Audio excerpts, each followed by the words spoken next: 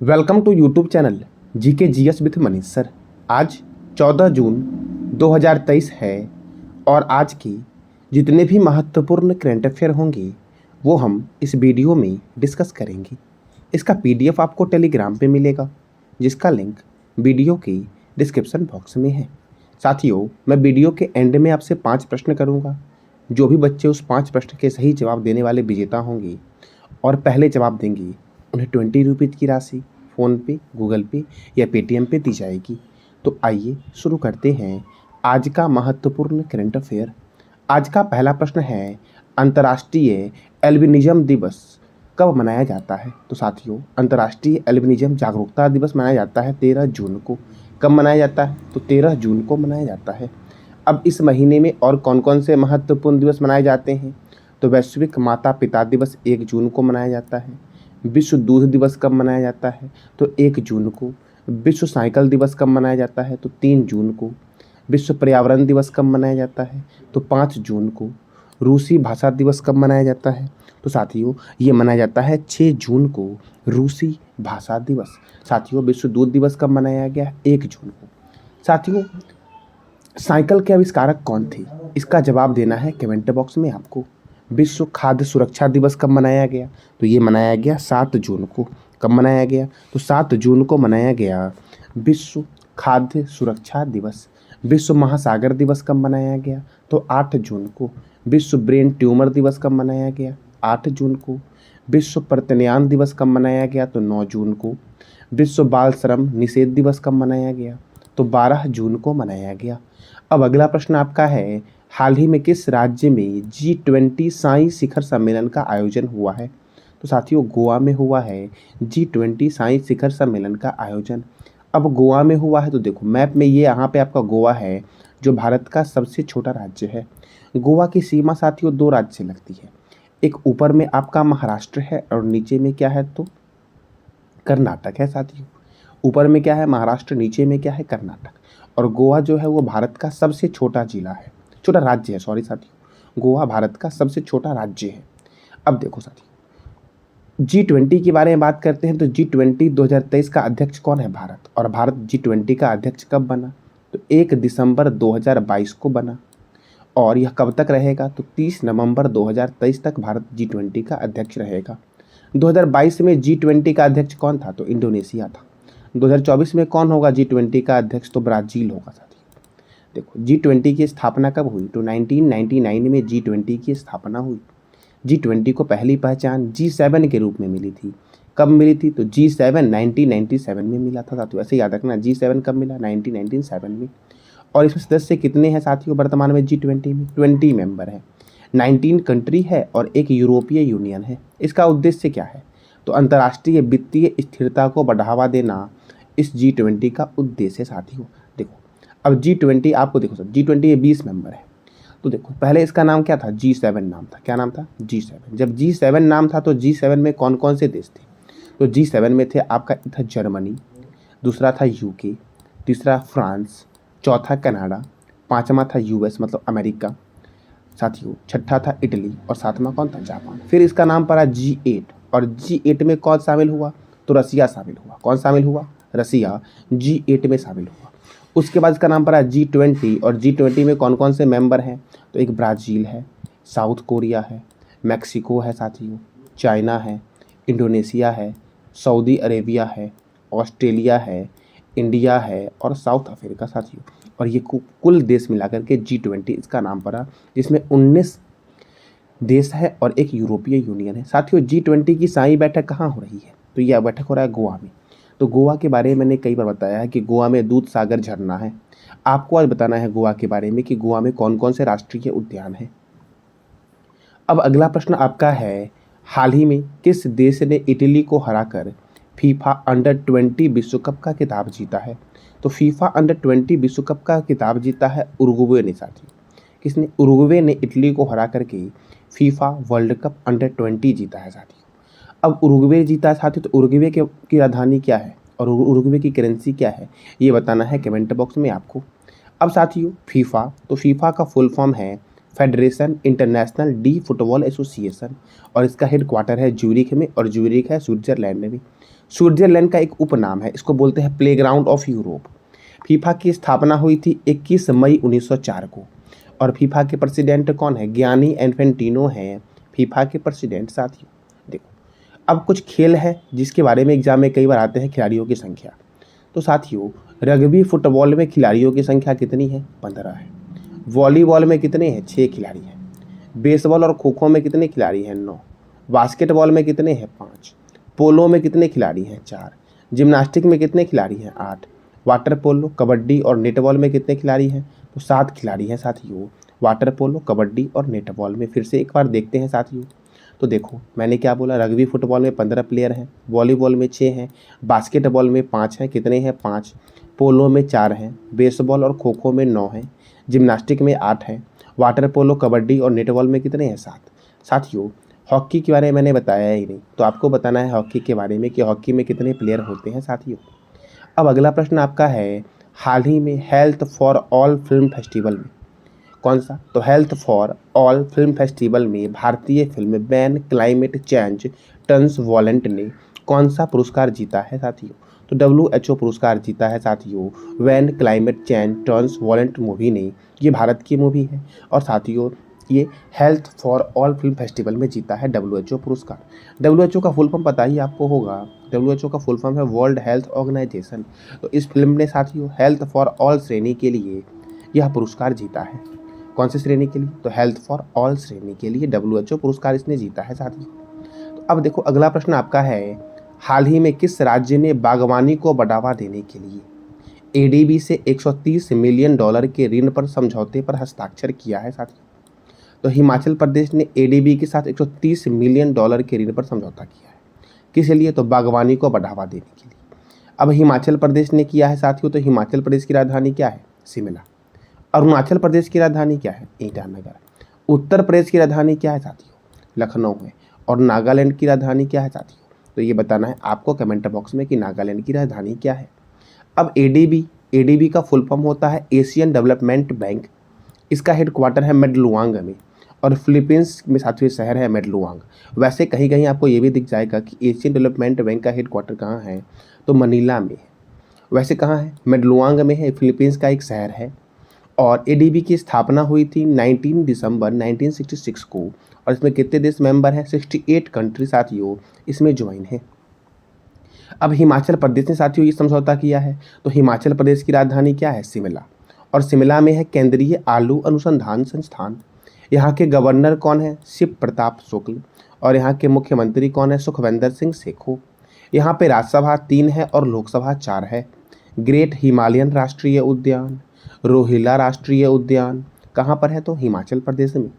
चमेरा जल विद्युत परियोजना ये रावी रिवर पर है हिमाचल प्रदेश में। चंद्रताल लेक और सूरजताल लेक मतलब झील कहाँ पर है? तो हिमाचल प्रदेश में है। कोल्ड डेजर्ट जैवमंडल हिमाचल प्रदेश में है। साबरा कुड्डू जल विद्युत परियोजना ये पब्बर नदी पर स्थित है। और हिमाचल प्रदेश ने अज्ञात शवों की पहचान के लिए DNA डेटाबेस तैयार करने वाला भारत का पहला राज्य बन गया है। तो अगर आपसे पूछे कि अज्ञात शवों की पहचान के लिए DNA डेटाबेस तैयार करने वाला भारत का पहला राज्य कौन बना है, तो आप क्या बोलोगे? हिमाचल प्रदेश बना है, जिसकी राजधानी क्या है? शिमला। और यहाँ पे है केंद्रीय आलू अनुसंधान संस्थान। अब अगला प्रश्न आपका है, पहला जनजाति खेल महोत्सव कहाँ संपन्न हुआ है? तो ये ओडिशा की राजधानी भुवनेश्वर में संपन्न हुआ है साथियों। देखो, दिल्ली साथियों, दिल्ली है यमुना रिवर के किनारे। चंडीगढ़ में है रॉक गार्डन। कौन सा गार्डन? रॉक गार्डन, जिसका वास्तुकार है नेक चंद्र। और अहमदाबाद जिसे बोलते हैं भारत का बोस्टन या भारत का मैनचेस्टर। और यह अहमदाबाद साथियों साबरमती रिवर के किनारे है। अब ओडिशा में साथियों यह संपन्न हुआ है पहला जनजातीय खेल महोत्सव ओडिशा के भुवनेश्वर में ही। तो ओडिशा की राजधानी क्या है? भुवनेश्वर। ओडिशा की मुख्यमंत्री कौन है? नवीन पटनायक। और यहाँ के गवर्नर है गणेशी लाल। राज्यसभा यहाँ पर 10 है और लोकसभा 21 है। गंजम जिला भारत का पहला बाल विवाह मुक्त जिला बना है, ये ओडिशा का जिला है। ओडिशा में बैंक ऑफ महाराष्ट्र ने प्रोजेक्ट बैंक सखी लॉन्च किया। साथियों, ओडिशा में कुछ महत्वपूर्ण महोत्सव मनाए जाते हैं, बाली यात्रा, नुआखाई महोत्सव, चंदन यात्रा और रज महोत्सव। चिल्का अभ्यारण्य ओडिशा में है। सिंपलीपाल अभ्यारण्य ओडिशा में है। गहिरमठ वन्यजीव अभ्यारण्य, भितरी कनिका राष्ट्रीय उद्यान, वैसीपल्ली वन्यजीव अभ्यारण्य, बद्रमा वन्यजीव अभयारण्य, नंदकानन वन्यजीव अभयारण्य, सप्तकोशिया बाघ रिजर्व, करलापट वन्यजीव अभयारण्य कहाँ पर है? तो ओडिशा में है साथियों। साथियों ओडिशा में ही है भारत की खारे पानी की सबसे बड़ी झील चिल्का झील। कहाँ है? ओडिशा में है। और चिल्का झील भारत का पहला रामसर स्थल है साथियों। अब अगला प्रश्न है साथियों, इसी प्रश्न को साथियों मैंने पहले बताया था, सबसे पहला प्रश्न हमारा यही था कि अंतर्राष्ट्रीय रक्तहीनता दिवस कब मनाया गया है? तो ये मनाया गया है 13 जून को। इसी को बोला गया है साथियों अंतर्राष्ट्रीय एल्बिनिज्म जागरूकता दिवस। ये कब मनाया गया है? तो 13 जून को मनाया गया है। अब फिर से देखते हैं इस महीने में और कौन कौन से महत्वपूर्ण दिवस मनाए गए। तो वैश्विक माता पिता दिवस 1 जून, विश्व दूध दिवस 1 जून, विश्व साइकिल दिवस 3 जून, विश्व पर्यावरण दिवस 5 जून, रूसी भाषा दिवस कब मनाया गया? तो 6 जून को मनाया गया साथियों। विश्व खाद्य सुरक्षा दिवस 7 जून, विश्व महासागर दिवस 8 जून, विश्व ब्रेन ट्यूमर दिवस 8 जून, विश्व बाल श्रम निषेध दिवस कब मनाया गया है? तो 12 जून को मनाया गया है साथियों। अब अगला प्रश्न आपका है एक्स एक्यूवेरियन, कौन सा? तो एक्स एक्यूवेरियन सैन्य अभ्यास के 12वें संस्करण का आयोजन भारत और किस देश के बीच हुआ है? तो साथियों एक्स कुवेरेनियन सैन्य अभ्यास का आयोजन भारत और मालदीव के बीच हुआ है। अब साथियों मालदीव के बीच हुआ, इसका आयोजन कहाँ हुआ है? तो इसका आयोजन हुआ है उत्तराखंड के चौवटिया में हुआ है। कहाँ हुआ? उत्तराखंड के चौवटिया में इसका आयोजन हुआ है। याद रखना उत्तराखंड में साथियों राजाजी राष्ट्रीय उद्यान है और उत्तराखंड के ऋषिकेश में है लक्ष्मण झूला। साथियों मैं वीडियो के एंड में आपसे 5 प्रश्न करूंगा। जो भी बच्चे उस 5 प्रश्न के जवाब देने वाले सही विजेता होंगे और पहले जवाब देंगे उन्हें गूगल पे, फ़ोन पे या पेटीएम पे 20 रुपीज़ की राशि दी जाएगी। अब साथियों ये मालदीव के बीच हुआ है, तो जानेंगे पहले मालदीव के बारे में कि मालदीव की कैपिटल क्या है। तो मालदीव की कैपिटल जो आपकी है वो है माले। और मालदीव की करेंसी क्या है? मालदीवियन रुपया मालदीव की करेंसी है। और मालदीव के प्रेसिडेंट कौन है? इब्राहिम मोहम्मद सोली मालदीव के प्रेसिडेंट है साथियों। अब कुछ सैन्याभ्यास है। बोल्ड कुरुक्षेत्र सैन्याभ्यास भारत और सिंगापुर के बीच है। सैन्यो मैत्री सैन्याभ्यास भारत और जापान के बीच है। धर्म गार्जियन सैन्याभ्यास भारत और जापान के बीच है। एकथा सैन्याभ्यास भारत और मालदीव के बीच है। दस्तलिक सैन्याभ्यास भारत और उज्बेकिस्तान के बीच है साथियों। वीर गार्जियन सैन्याभ्यास भारत और जापान के बीच है। वरुण सैन्याभ्यास भारत और फ्रांस के बीच है। गरुड़ सैन्याभ्यास भारत और फ्रांस के बीच है साथियों। काजिंद सैन्याभ्यास भारत और कजाकिस्तान के बीच है। नसीम अल बहर सैन्याभ्यास भारत और ओमान के बीच है। हरिमो शक्ति सैन्याभ्यास भारत और मलेशिया के बीच है। ऑस्ट्रा हिंद सैन्याभ्यास भारत और ऑस्ट्रेलिया के बीच है। गरुड़ शक्ति सैन्याभ्यास किसके बीच है? तो भारत और इंडोनेशिया के बीच है साथियों। टाइगर ट्रंप अभियान ये भारत और अमेरिका के बीच होता है। वज्र प्रहार सैन्याभ्यास भारत और अमेरिका के बीच होता है। उदार शक्ति सैन्याभ्यास भारत और मलेशिया के बीच होता है। अल नगाह सैन्याभ्यास भारत और ओमान के बीच होता है साथियों। अल नगाह सैन्याभ्यास। और ओमान की राजधानी क्या है? मस्कट है। अब अगला प्रश्न आपका है हाल ही में किस राज्य के मुख्यमंत्री ने पद्म पुरस्कार विजेताओं के लिए 10,000 मासिक वेतन देने की घोषणा की है? तो हरियाणा के मुख्यमंत्री मनोहर लाल खट्टर ने साथियों जो भी जिनको भी दिया गया होगा पद्म पुरस्कार अब तक में, उनके लिए साथियों 10,000 रुपये मासिक वेतन देने की घोषणा की है। और हरियाणा के मुख्यमंत्री कौन है? मनोहर लाल खट्टर। साथियों गुजरात के मुख्यमंत्री कौन है ये बताना है कमेंट बॉक्स में आपको। उत्तर प्रदेश के मुख्यमंत्री कौन है? सबको पता होगा, योगी आदित्यनाथ। दिल्ली के मुख्यमंत्री कौन है? अरविंद केजरीवाल। साथियों दिल्ली के उपराज्यपाल कौन है? बताइए आप कमेंट बॉक्स में। अब हरियाणा ने साथियों ये घोषणा किया है, तो हरियाणा की राजधानी क्या है? चंडीगढ़। और चंडीगढ़ के बारे में मैंने आपको तुरंत बताया है कि चंडीगढ़ में है रॉक गार्डन। यहाँ के गवर्नर कौन है? बंडारू दत्तात्रेय। और यहाँ के मुख्यमंत्री कौन है? मनोहर लाल खट्टर। यहाँ पे राज्यसभा 5 है और लोकसभा 10 है। कालेसर राष्ट्रीय उद्यान, सुल्तानपुर राष्ट्रीय उद्यान और छिलछिला वन्यजीव अभयारण्य कहाँ पर है? तो हरियाणा में है। खापरवास वन्यजीव अभयारण्य, भेंडावास वन्यजीव अभयारण्य, दालमा झील हरियाणा में है। सौरिहंद परियोजना सतलज नदी पर बना हुआ है। कौन सा? सौरिहंद। एक परियोजना साथियों रिहंद भी है। कौन सा परियोजना? एक परियोजना का नाम है रिहंद परियोजना। ये है उत्तर प्रदेश में रिहंद नदी पर। और अगर आपसे पूछे सौरिहंद परियोजना सतलज रिवर पर है और किस राज्य में है? तो हरियाणा में है। देखो national dairy research institute Karnal में है और national brain research centre Gurgaon में है। ब्रेन मतलब मस्तिष्क, मस्तिष्क की जांच के लिए होता है साथियों ईईजी टेस्ट। कौन सा टेस्ट? ईईजी टेस्ट जो होता है ये मस्तिष्क की जांच के लिए होता है। और मस्तिष्क में एक रोग होता है, उसका नाम है अल्जाइमर रोग। कौन सा रोग? तो अल्जाइमर रोग जो होता है ये मस्तिष्क में होता है। गुड़गांव में भी आपका इंटरनेशनल सोलर अलायंस का हेडक्वार्टर गुड़गांव में ही है। भारत का पहला हेली हब, हेलीकॉप्टर के लिए सारी सुविधा यहाँ पे उपलब्ध होगी, ये गुड़गांव में ही बना है। भारत का पहला अन्न एटीएम, अन्नपूर्णा एटीएम, ये गुड़गांव में ही बना है। बुनकरों का शहर पानीपत को बोला गया है। पालतू कुत्तों के पंजीकरण को अनिवार्य किया हरियाणा ने और इसके लिए लॉन्च किया है सरल पोर्टल। 36वें अंतर्राष्ट्रीय सूरजकुंड हस्तशिल्प मेले का आयोजन कहाँ हुआ है? तो हरियाणा में हुआ है साथियों। हरियाणा में है सूरजकुंड जगह, वहीं पे होता है, ये हर साल होता है हरियाणा में।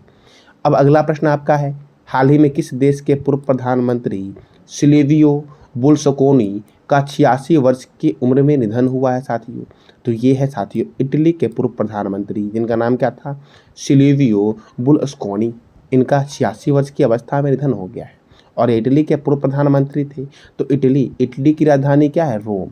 साथियों रोम कौन से नदी के किनारे है, ये बताना है आपको कमेंट बॉक्स में। इटली के प्राइम मिनिस्टर साथियों कौन है? तो इटली के प्राइम मिनिस्टर है जियोर्गिना मेलोनी। कौन है? जियोर्गिना मेलोनी इटली के प्राइम मिनिस्टर हैं और इटली की करेंसी क्या है? यूरो। कल मैंने साथियों आपसे एक प्रश्न किया था, वर्ल्ड टेस्ट चैंपियन में भारत की ओर से सर्वाधिक रन बनाने का रिकॉर्ड किस खिलाड़ी के नाम है? तो विराट कोहली के नाम है साथियों। आज का आपका 5 प्रश्न है जिसका जवाब देना है कमेंट बॉक्स में आपको, और जो भी बच्चे इस 5 प्रश्न के सही जवाब देने वाले प्रथम विजेता होंगे उन्हें गूगल पे, फ़ोन पे या पेटीएम पे 20 रुपीज़ की राशि साथियों दी जाएगी। और उनके लिए आपको मेरे इस नंबर पे व्हाट्सअप करना पड़ेगा। ये नंबर है 8936087521 पे साथियों। और जो हमारा प्रश्न है 5 प्रश्न हमारा एक्स कुवेरियन सैन्य अभ्यास का आयोजन उत्तराखंड में कहाँ हुआ है? मैंने बताया था एक्स कुवेरियन सैन्य अभ्यास भारत और मालदीव के बीच हुआ है और एकता भी भारत और मालदीव के बीच हुआ है। तो इसका आयोजन साथियों कहाँ हुआ है? एक्स कुवेरियन का उत्तराखंड के किस शहर में हुआ है? दूसरा प्रश्न आपका है, किस राज्य ने पद्म पुरस्कार विजेता को मासिक वेतन देने की घोषणा की है? तो यही बताना साथियों कमेंट बॉक्स में। देखो पद्म पुरस्कार की शुरुआत कब हुई थी? 1954 में हुई थी, जब भारत रत्न की शुरुआत हुई थी। इटली के प्रधानमंत्री वर्तमान में कौन है?